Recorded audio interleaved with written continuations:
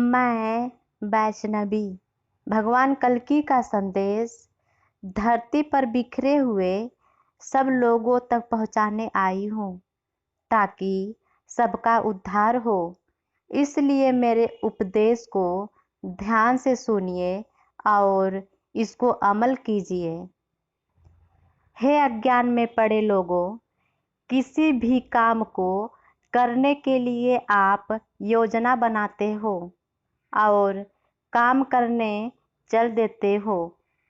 जब आप असफल हो जाते हो तो निराश होकर बैठ जाते हो और कहते हो कि ईश्वर मेरी सुनते ही नहीं है, मेरे किस्मत में सफलता है ही नहीं। किसी योजना को बनाने से पहले क्या आप जानने की कोशिश करते हो कि ईश्वर की इच्छा क्या है? जब आप ईश्वर की इच्छा के विरुद्ध काम करोगे तो काम में असफल होना ही है।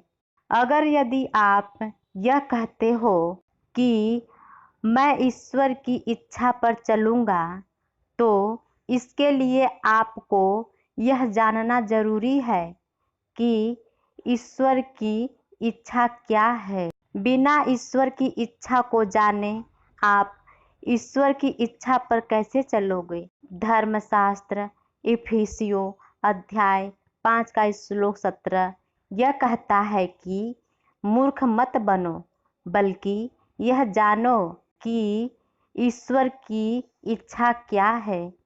कई बार आप ईश्वर पुत्र से पूछते हो कि ईश्वर की इच्छा क्या है, बताइए। जब ईश्वर पुत्र ईश्वर की इच्छा बताते हैं तो आप सुन तो लेते हो, परंतु आप करते वही हो जो आपका अपना मन कहता है।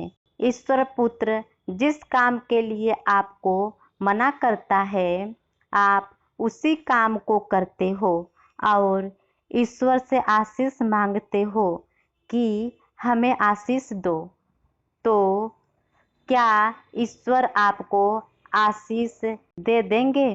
परमेश्वर की आत्मा जब भी आपको मना करती है, आप उनकी बातों को अनसुना करके अपने मन के अनुसार काम करते हो। केवल पूछने के लिए आप ईश्वर पुत्र के पास जाते हो, पर ईश्वर पुत्र का जवाब क्या है? आप मानते नहीं हो। ईश्वर ऐसे बेटे को क्या कहते हैं? नालायक। आप ये बताओ कि क्या कोई बाप अपने नालायक बेटा की इच्छा को पूरा करता है? ईश्वर ने आपको अपनी आत्मा क्यों दिया है?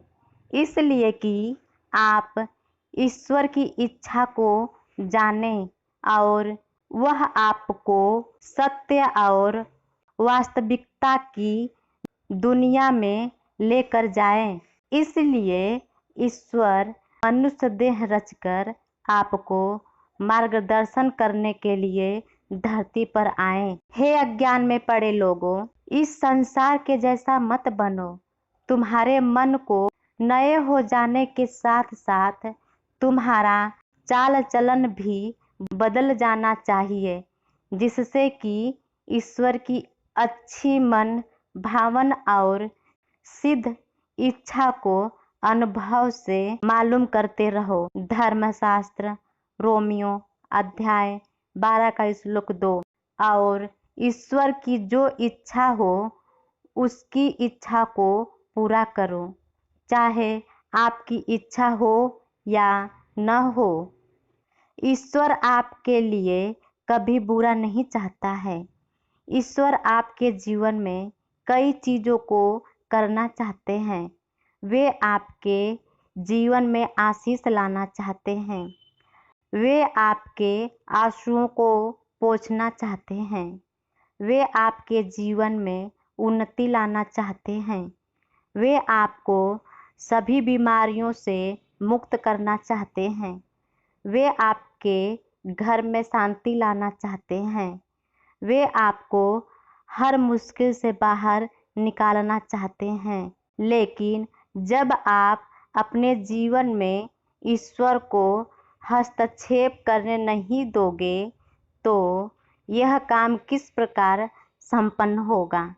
जो मनुष्य यह जानना चाहता है कि ईश्वर की इच्छा क्या है, उसके लिए ईश्वर पुत्र यह कहता है कि ईश्वर का वचन ही ईश्वर की इच्छा है।